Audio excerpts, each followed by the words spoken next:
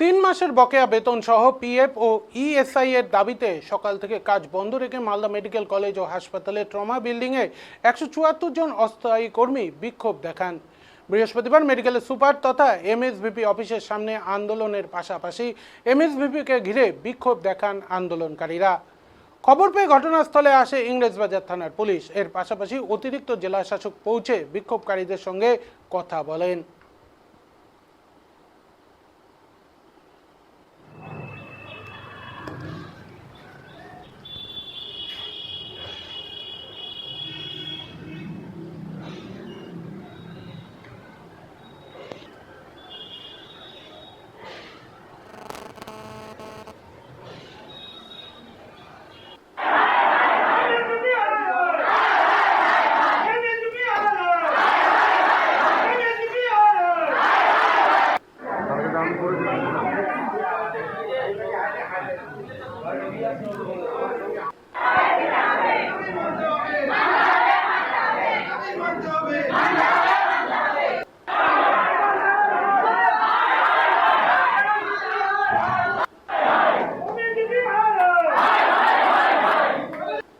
কারণে বিক্ষোভ দেখাচ্ছেন?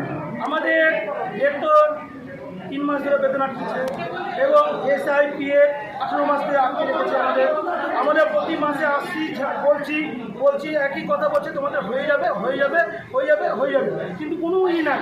এই তো ঢুকে যাবে এই স্বাস্থ্যভবনে, এখানকার আধিকারিকরা বলছে স্বাস্থ্যভবন থেকে ছেড়ে দিয়েছে, আর কোম্পানি বলছে আমরা এখনো পাইনি। আমরা কার কথা বিশ্বাস করবো? তো আজকে কি করছেন? আমরা ওই জন্য আমরা বেতন না পেলে আমরা কাজে যাচ্ছি না। আজকে কোথায় বিক্ষোভ দেখাচ্ছে? আমরা এমএসভিপি প্রিন্সিপালের সামনে আমরা বিক্ষোভ দেখাচ্ছি। কত মাসের বেতন আটকে? আমাদের 3 মাসের বেতন আটকে আছে। যদি বেতন না পান কি করবেন? তাহলে কাজে যাচ্ছি না।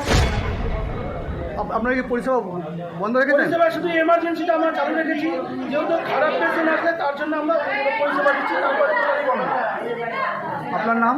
আমার নাম সুমন দাস। কি কারণে বিক্ষোভ দেখাচ্ছে? কি অভিযোগ আপনারা বিক্ষোভ দেখাচ্ছেন? আমাদের 3 মাস ধরে বেতন হচ্ছে না। আমাদের অনেক রকমের সমস্যার জন্য আজকে আমরা এখানে এসেছি। আমরা এখন এখানে এমএসভিপি স্যারের কাছে এখানে এসে আমরা সব স্ট্রাইক করেছি। আমাদের 3 মাস ধরে কোনো বেতন হচ্ছে না।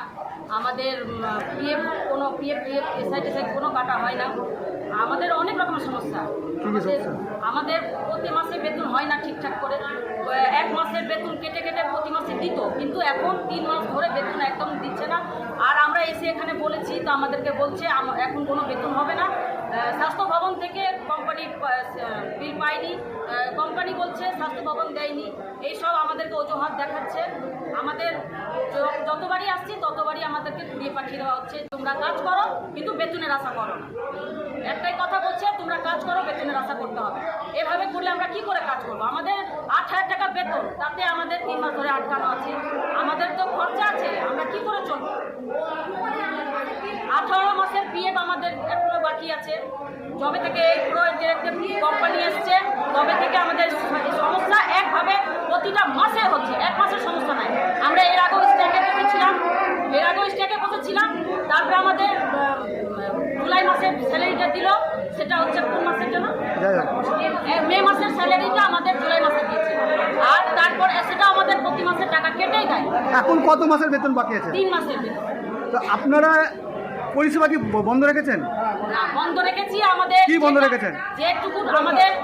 যেটুকু এমার্জেন্সি পেশেন্ট সেগুলোকে আমরা পরিষেবা দিচ্ছি, তাছাড়া আমরা আর করতে পারছি না। আমাদের স্টাফ আসবে, তাদের কাছে টাকা নাই। ওরা তো বাইরে থেকে আসে, দূর থেকে আসে, ওদের কাছে একটা পয়সা নাই যে ওরা আসবে। যদি বেতন না হয় তাহলে কি করবেন? আমরা এভাবে ধর্নায় বসে থাকবো। বেতন না দিলে আমরা এভাবে বসে থাকবো। এবার আমাদের 3 মাসের বেতন, আমাদের পিএফ, আমাদের এসআই সম্পূর্ণ ক্লিয়ার করতে হবে, তবেই আমরা এখান থেকে করবো। কতজন আন্দোলন করবেন? কতজন আছেন? আমরা 174 জন। আপনার নাম? রূপা মল্লিক।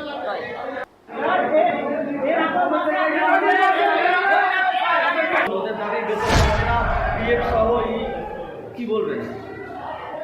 বেতন ডিউ আছে, বেতন পাইনি, ঘুমানি হইতে দেয়নি, তার জন্য সমস্যার জন্য ওরা যেটা দাবি করছে প্রত্যেক মাসে 3 মাস পর বেতন পাচ্ছে না, এটা বহুদিনের সমস্যা হয়।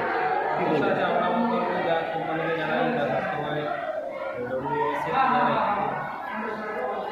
সমস্যার জন্য হয়তো কোনো পেমেন্ট পাচ্ছে না, এটা ফলো আপ করছে। সকাল থেকে কাজ বন্ধ রেখেছে, তাতে অনেকটা সমস্যা হচ্ছে। স্যার পিএফ তো কর্মীদের অধিকার, পিএফটাও নাকি বন্ধ আছে, পিএফ এটা আমরা যাতে পাই যাতে আমাদের তরফ থেকে যাচ্ছে যে চিঠি পাই জানানো যাবে। এই যে হাসপাতালে কাজ ব্যাহত হচ্ছে, কী বলবেন স্যার? সমস্যা আছে যে কীভাবে ম্যানেজ করে কথা বলছি।